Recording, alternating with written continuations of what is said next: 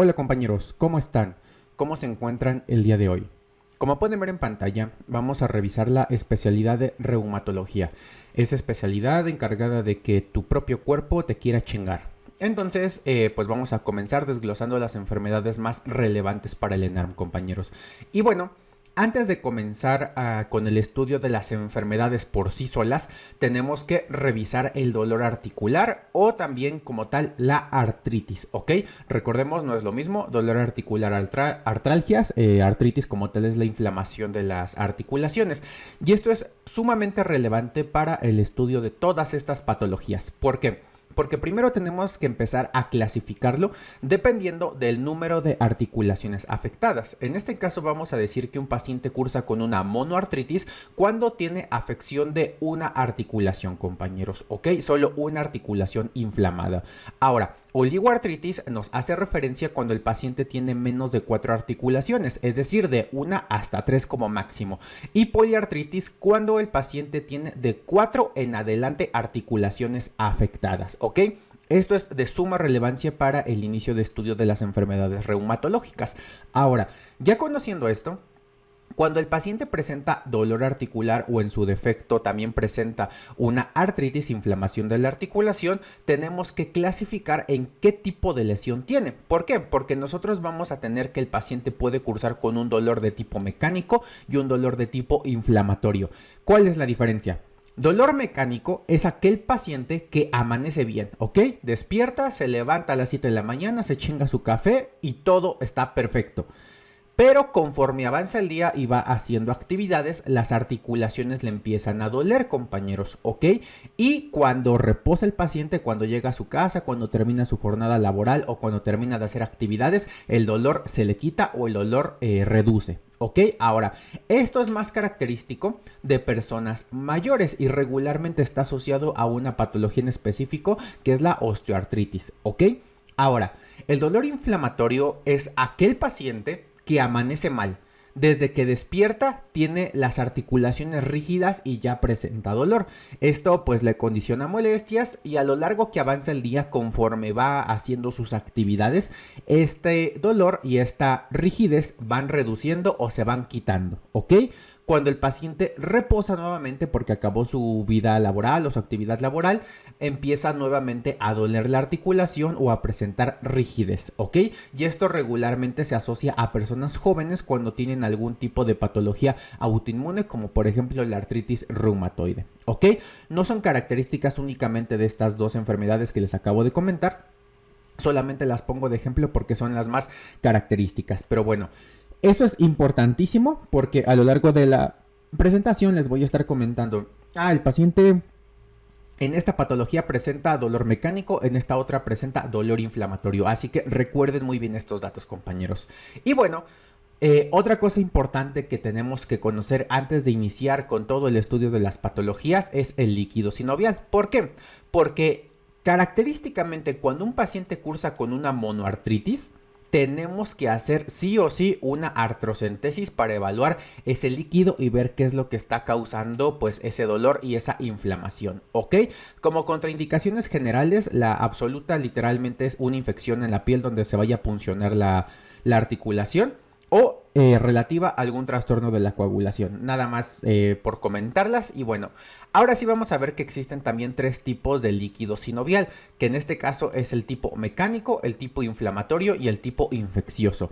Desglosando uno por uno, el líquido sinovial de tipo mecánico va a tener un aspecto claro, una viscosidad alta. Regularmente los leucocitos suelen ser menor a 3000 y la mayoría de ellos son mononucleares.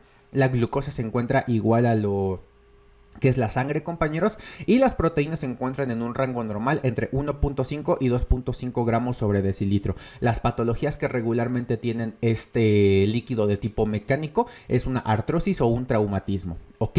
Ahora, el tipo de líquido inflamatorio se ve turbio amarillento, ¿vale?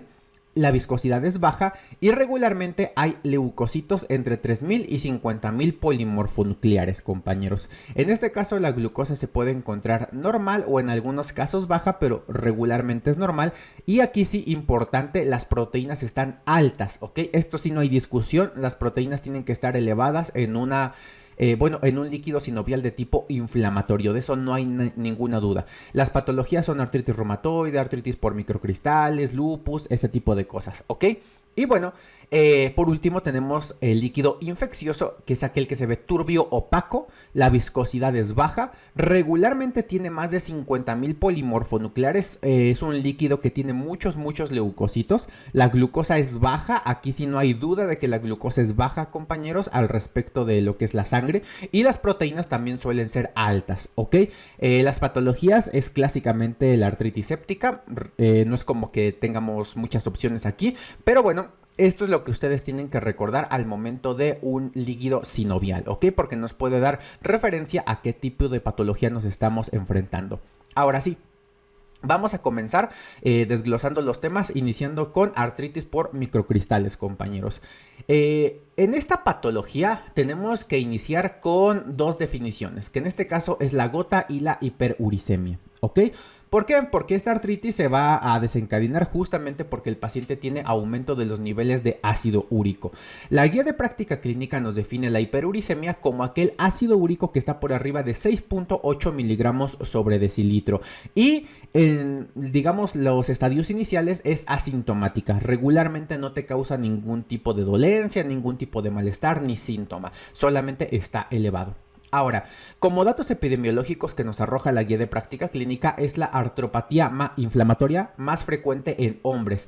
La prevalencia en hombres es de aproximadamente el 7% y la prevalencia en mujeres del 3%. Y entre un 70 y 80% de los pacientes que cursan con hiperuricemia también van a cursar con hipertrigliceridemia, con un elevado índice de masa corporal que puede ser sobrepeso u obesidad y también con cifras elevadas de tensión arterial, compañeros, ¿ok? Como factores de riesgo o también etiología, regularmente se asocia al consumo de alimentos altos en purinas, como son las carnes rojas, leguminosas y cerveza. Esto regularmente hace referencia a pacientes mayores a 40 años que han tenido un estilo de vida no tan saludable y conforme pues pasan los años van acumulando las purinas, esto se metaboliza en ácido úrico y pues ya tenemos la hiperuricemia. Por el contrario, también podemos llegar a tener defectos enzimáticos que van a propiciar o bien que tengamos una disminución de la eliminación del ácido úrico o un aumento de la síntesis. Y estos regularmente son patologías genéticas donde se ven afectadas algunos transportadores, que en este caso es el PRPPS o el HGPRT, compañeros, ¿ok? No son tan preguntados, realmente solo los comento para que los conozcan y esto se asocia a pacientes menores a 40 años, ¿ok? Ahora, existen medicamentos que nos pueden propiciar el acúmulo de ácido úrico y también algunos otros que pueden propiciar la eliminación o bien la protección de la hiperuricemia. En este caso, los medicamentos que pueden contribuir a que el paciente eleve el ácido úrico son dosis bajas de aspirina, 100 miligramos al día, y diuréticos tipo tiazidas. ¿A quién le vamos a dar, por ejemplo, dosis bajas de aspirina? Regularmente a todos los pacientes cardiópatas le suman su aspirina Proteg, entonces es un factor de riesgo. Y los diuréticos tiacídicos, pues eso puede ser desde hipertensos hasta pacientes renales, ¿ok? Ahora, factores protectores, consumo de café. El café tiene que ser negro, compañeros, y dosis bajas de vitamina C también nos van a proteger de que el ácido úrico se eleve. Muy bien. Conociendo todo esto, vamos a ver que la artritis por microcristales no nada más es que aparece y pues ya, ¿no? Tiene una línea de tiempo, empezando por la hiperuricemia sintomática, que pues ya la definimos como un ácido úrico mayor a 6.8 que no te va a causar nada. Si esto evoluciona y se va acumulando y pues el paciente no tiene los cuidados adecuados, ¿qué creen? Va a evolucionar a su primer cuadro de artritis gotosa aguda, compañeros. En este caso, la podemos definir como una oligoartritis que nos puede llegar a afectar solamente una articulación. La más frecuente es la podagra, que en este caso es la primera articulación metatarsofalángica. O bien se puede presentar, como lo comenté al principio, como una oligoartritis que nos puede afectar más de una articulación del pie o incluso nos puede afectar la rodilla como segunda más frecuente, ¿ok? Pero nunca va a ser una poliartritis. Nos quedamos hasta oligoartritis. En este caso, Los pacientes cursan con dolor intenso, agudo al roce de la ropa y al calzado, es decir, no se pueden poner la calceta o su zapato porque eso les provoca mucho malestar. La articulación va a tener aumento de volumen y de temperatura y también en algunos casos los pacientes ya pueden cursar con tofos en pabellón auricular o en tendones, que son las localizaciones más frecuentes, pero pueden estar igual en las articulaciones, en los codos, en zonas de flexión, etcétera, etcétera.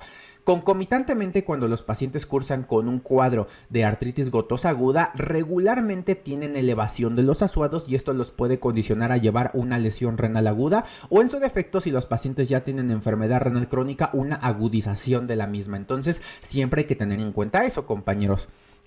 Ahora, cuando el paciente resuelve el cuadro de artritis gotosa aguda, vamos a pasar a un cuadro de gota intercrítica, es decir, todo aquel periodo que el paciente cursa sin un dolor agudo hasta el próximo. Tenemos nuestro primer cuadro de artritis gotosa, en algún punto el paciente, si no se cuida, va a tener su segundo cuadro y todo este espectro de tiempo se conoce como gota intercrítica. Y ya por último vamos a tener los tofos y la artritis gotosa crónica, compañeros, ¿vale? Esta es la evolución de la enfermedad, donde primero pues tenemos la podagra y posteriormente ya van a aparecer los tofos.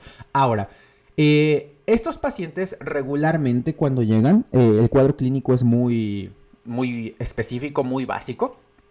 Pero bueno, si nosotros quisiéramos hacer un poquito más de estudio, vamos a ver cómo se diagnostica. Para empezar con el cuadro clínico típico, pero recordaremos que si los pacientes cursan con una monoartritis, compañeros, ¿qué tenemos que hacer? Una artrocentesis, ¿ok? Entonces, si nosotros hacemos la artrocentesis, vamos a encontrar cristales de urato monosódico, que en este caso tienen forma de aguja y birrefringencia negativa, compañeros, ¿ok? Importante esto que se comenta. Si nosotros no tuviéramos disponible la artrocentesis porque pues no hay quien la haga o no tenemos el laboratorio que lo analice, etcétera, etcétera, podemos utilizar otro tipo de estudios paraclínicos, que en este caso es el ultrasonido, que nos puede dar el signo del doble riel por depósito de cristales. Y también tenemos como tal una escala clínica que nos habla de que el paciente pudiera llegar a tener el diagnóstico de gota dependiendo del puntaje. Aquí como tal nos evalúa todo lo que ya mencionamos, compañeros, que sea un cuadro agudo, que tengamos como tal una inflamación de la articulación, que el paciente tenga algún tipo de enfermedad cardiovascular como hipertensión o alguna otra cosa, que sea hombre porque pues es más frecuente en hombres, que anteriormente pudiera haber tenido otro episodio, que la articulación principal afectada sea la primera metatarsofalángica y tengamos un ácido úrico por arriba de 5.8. Nosotros haciendo digamos como que este conglomerado de criterios, un puntaje de 8 o más nos habla de que el paciente ya tiene diagnóstico de gota. Entonces no necesitaríamos al 100% una artrocentesis, compañeros, ¿vale? Nada más para que lo sepan. Ahora, ¿el tratamiento cuál va a ser? Regularmente cuando un paciente llega hay de dos sopas, que sea su primer episodio o que sea el segundo, tercer, cuarto, quinto episodio. Si es su primer episodio, regularmente no van a estar tomando ningún tipo de tratamiento. Por lo tanto, esto es muy importante que se lo queden grabado, compañeros. En un cuadro agudo de gota, nunca se inicia allopurinol si el paciente no lo tomaba previamente, ¿ok? Llega paciente con dolor articular, oiga señor, ¿usted se conoce con alguna enfermedad? No, con ninguna. ¿Toma algún medicamento? No, no tomo ni madre, doctor. Ah, bueno. No le vamos a iniciar allopurinol aunque tenga el ácido úrico en 500, compañeros, ¿ok? Aunque tenga 13, 15, 16, 20, no importa, no se le inicia. La única indicación para dar allopurinol en un ataque agudo de gota es que ya lo tomé previamente. Es decir, doctor, me duele el dedo. Ah, ¿usted se conocía ya con algo? Sí, tengo gota desde hace 5 años y me daban allopurinol desde hace 3. Ah, ok, sígase chingando su allopurinol ahorita, ¿vale? Es la única indicación, compañeros. Ahora, suponiendo que ya llega el paciente con un cuadro agudo de gota, no tomaba ningún medicamento, ¿cuál es nuestra prioridad? Quitar el dolor y la inflamación. Por lo tanto, tenemos muchos medicamentos que pueden ser de primera elección.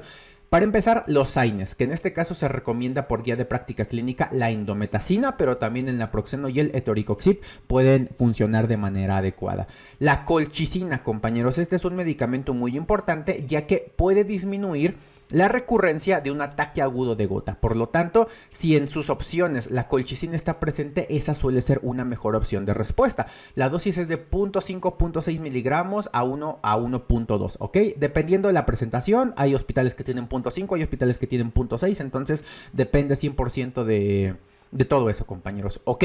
Y también podemos dar esteroides vía oral o intraarticulares de depósito. Regularmente los esteroides se toman como última alternativa.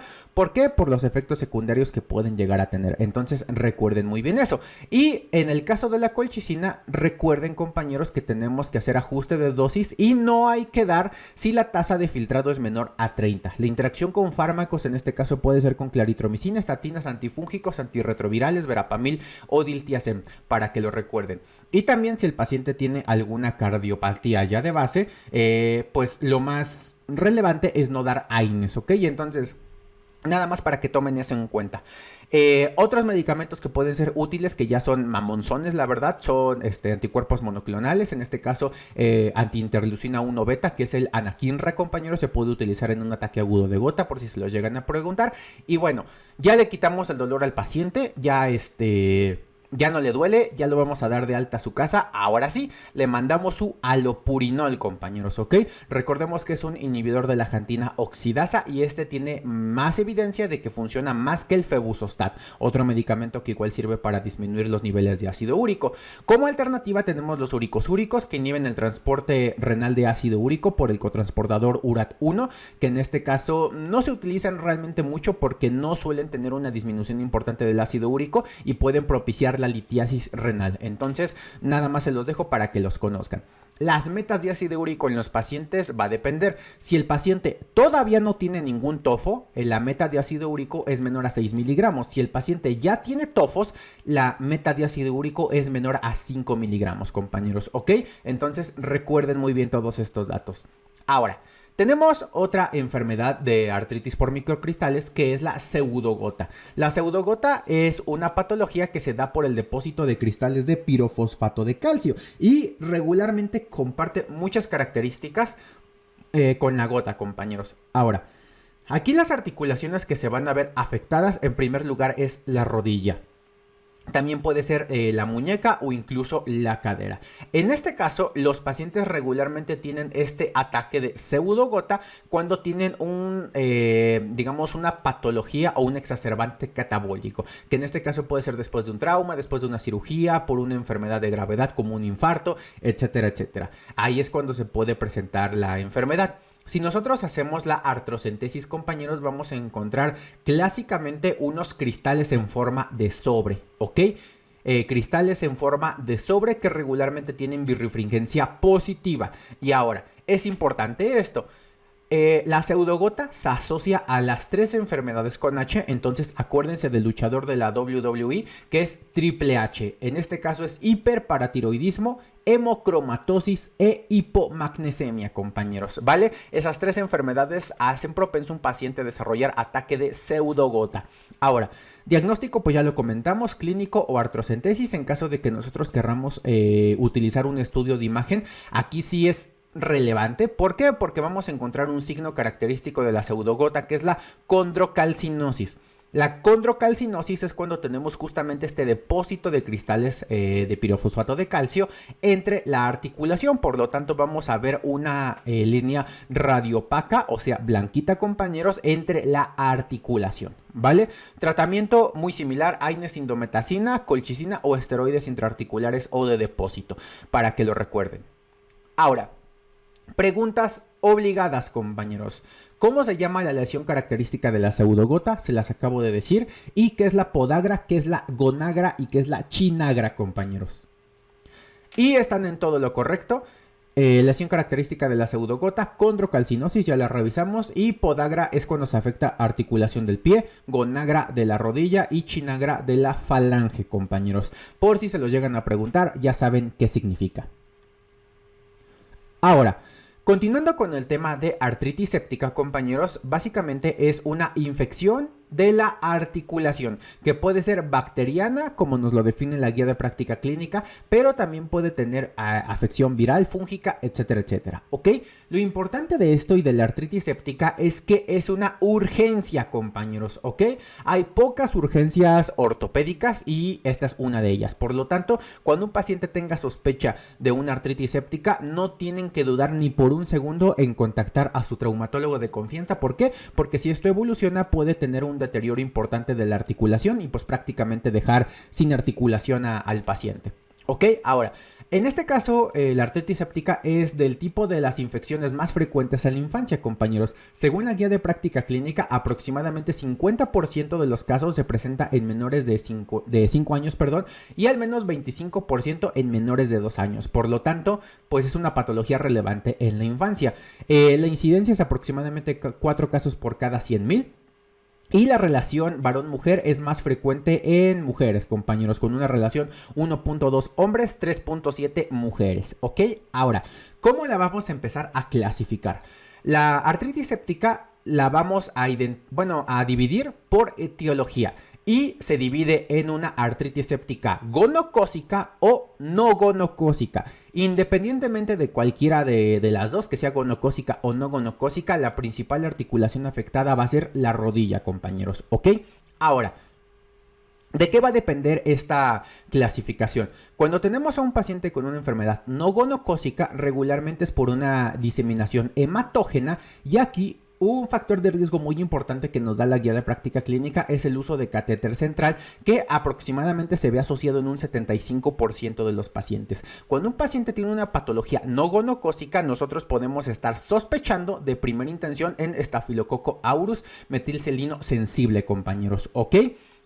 Otras cosas que nos pueden causar la artritis no gonocócica es la salmonela, que es rara, pero también lo podemos llegar a encontrar, especialmente en pacientes con hemoglobinopatías o de pranocitosis, compañeros, ¿ok? Ahora, la artritis séptica gonocócica cambia, digamos, el espectro de las edades. ¿Por qué? Porque tenemos que tener el antecedente de que ya se inició actividad sexual, ¿ok? O también en un paciente con inmunocompromiso.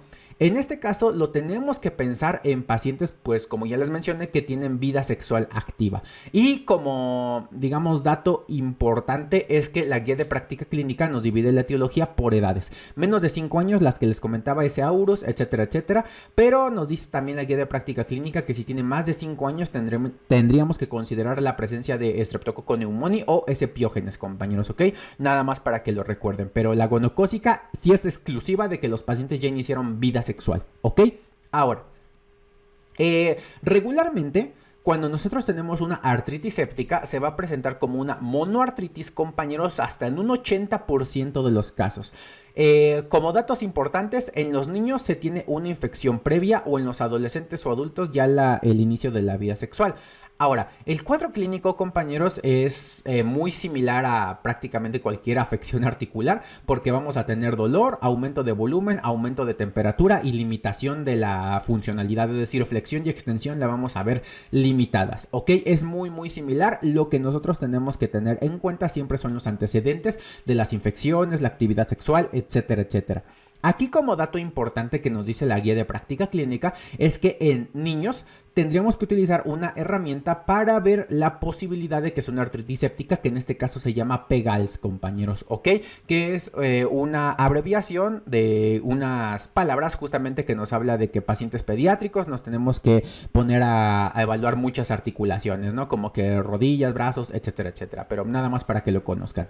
Ahora, si nosotros sospechamos de artritis séptica, compañeros, ¿cómo vamos a hacer el diagnóstico? Primero, pues se sospecha por cuadro clínico típico, y si nosotros solicitamos laboratorios, vamos a tener pues datos que nos dice la GPC, leucocitosis por arriba de 12,000, PCR y BCG por arriba de 20 con sus respectivos unidades de medición, ¿ok? Ahora, recuerden, monoartritis, ¿qué tenemos que hacer siempre? Una artrocentesis. Por lo tanto, si nosotros hacemos artrocentesis, una de las cosas iniciales que podría ayudarnos a diferenciar la patología del paciente es hacer una tinción de Gram. ¿Por qué? Porque con la tinción de Gram podríamos ver si el paciente tiene una afección gonocócica o una afección no gonocócica. Recordemos, la gonocócica son diplococos, Y la no gonocócica, pues están los estafilococos, compañeros, ¿ok? O estreptococos en caso de que tenga más de 5 años, como lo menciona la guía de práctica clínica. Por lo tanto, es una herramienta que nos ayudaría a diferenciar las patologías. Y el cultivo como tal de líquido sinovial para saber exactamente a qué tipo de patógeno nos estamos enfrentando. Ahora, como otros métodos diagnósticos, la guía de práctica clínica nos menciona que la radiografía se tiene que utilizar como primer estudio, pero prácticamente no nos dice nada. Genuinamente unos párrafos después dice que no tenemos ningún tipo de signo específico que nos pueda hacer sospechar de que sí es artritis séptica y lo apostamos, ¿no? Nos dice que mejor podamos utilizar el ultrasonido. En este caso, ¿qué vamos a usar del ultrasonido? El grosor de la cápsula sinovial. En este caso, si tenemos un grosor mayor a 5 milímetros o bien una diferencia de 2 milímetros comparativa, podemos utilizarlo como criterio para describir un derrame articular secundario a artritis séptica, compañeros, ¿ok? Por lo tanto, el ultrasonido es superior a la radiografía. Ahora, si nosotros nos vamos a estudios de imagen un poquito más complejos como la tomografía y la resonancia magnética, la tenemos que resguardar para pacientes que no están respondiendo adecuadamente al tratamiento. Y lo que nos dice la guía de práctica clínica es que la resonancia magnética la vamos a preferir sobre la tomografía. La tomografía solamente si no tenemos disponible una resonancia magnética, ¿ok? Y ya por último, compañeros, como último estudio de imagen que nosotros podemos solicitar es el gamagrama, ¿ok? Aquí nos da dos distintos tipos de gamagrama, en este caso con tecnesio VI y con tecnesio MDP, que básicamente nos dice que podemos identificar infecciones osteoarticulares de difícil diagnóstico en población adulta y pediátrica. Y el que más nos recomienda, en este caso, es el tecnesio VI, compañeros, ¿ok? VI es el que se prefiere. Y pues nada más para que lo conozcamos en caso de que ya tengamos sospecha de afección osteoarticular. Y bueno, ¿cómo vamos a dar el tratamiento? Vamos de lo más sencillo a lo más complejo. Si nosotros tenemos a un paciente con una artritis séptica gonocócica, pues aquí el doctor Simi va a ser nuestro mejor amigo porque, ¿qué creen? Le tenemos que mandar sí o sí su ceftriaxona. Y ya, así se cura. ¿Qué pasa si nosotros tenemos una no gonocócica? Aquí cambia la cosa. Si recordamos un poquito en la etiología, vemos que regularmente son estafilococos o son estreptococos lo que nos puede llegar a afectar justamente las articulaciones. Por lo tanto, tenemos que dar medicamentos betalactámicos, que ya sabemos que pueden ser las penicilinas o las cefalosporinas. En este caso, las penicilinas, la que nos recomienda la guía de práctica clínica, es la amoxicilina, compañeros, y las cefalosporinas. Por lo tanto, respecto a la edad, nos dice la guía que regularmente si nosotros tenemos pacientes menores a 2 años con menos de 3 dosis de vacunas para su edad, se recomienda iniciar el tratamiento con cefuroxima. Aquí ya vemos las cefalosporinas, ¿ok? Y las alternativas, ¿cuáles son? La dicloxacilina, compañeros, que se puede asociar a cefotaxima, o también la amoxicilina con ácido clavulánico, como ya lo vimos aquí, ¿no? Y en menores a 3 meses siempre asociar dicloxacilina, que puede ser con cefotaxima o con cefalotina más un aminoglucósido como alternativa. Realmente estos son esquemas pues muy perros. Más que nada agregar ya 3 antibióticos es mucho, por lo tanto hay que tomar con cautela lo que nos dice la guía de práctica clínica, solamente tomarlo como para exámenes, perdón. Y en el caso de que nosotros tengamos sospecha de Streptococcus pyogenes o Streptococcus pneumoniae sensible a penicilinas, podemos seguir con la amoxicilina, compañeros, ¿ok? Pero también respecto a la sensibilidad, si vemos que también le pega la clindamicina o el trimetoprim con sulfametoxazol, podemos utilizarlos como alternativas terapéuticas, ¿ok? Ya por último, en caso de que nosotros tengamos un estafilococo, compañeros, que sea resistente a todo, que sea un metilcelino resistente, recordemos que el tratamiento de elección siempre va a ser, la vancomicina. Ahora, en el caso de que los pacientes cursen con una afección importante, es decir, que ya tengan sepsis, compañeros, que tengan material denso y organizado dentro de la articulación, que tengamos parámetros inflamatorios muy elevados o patógenos muy virulentos como el estafilococo metilcelino resistente o articulaciones profundas como la cadera, se recomienda el uso de la artrotomía evacuadora. ¿ok? Para que lo recuerden. Y aquí nada más me acabo de dar cuenta que hay un error, compañeros. Aquí no es doxiciclina, es la dicloxacilina. Nada más como punto importante, ¿ok?